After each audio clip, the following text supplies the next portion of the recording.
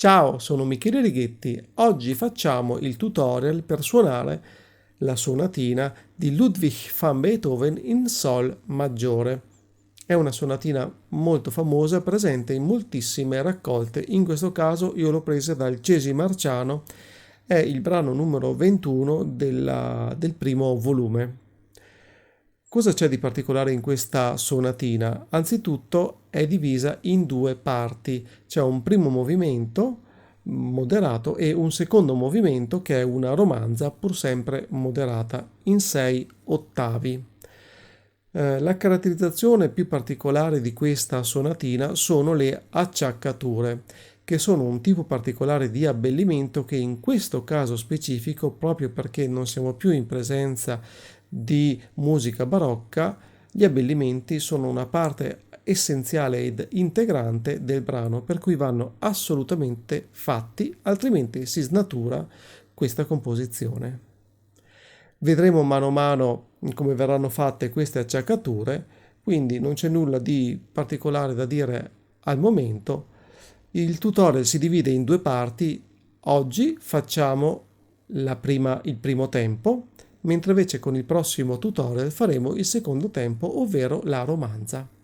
Bene, adesso andiamo a suonare, prima a mani separate e poi a mani unite.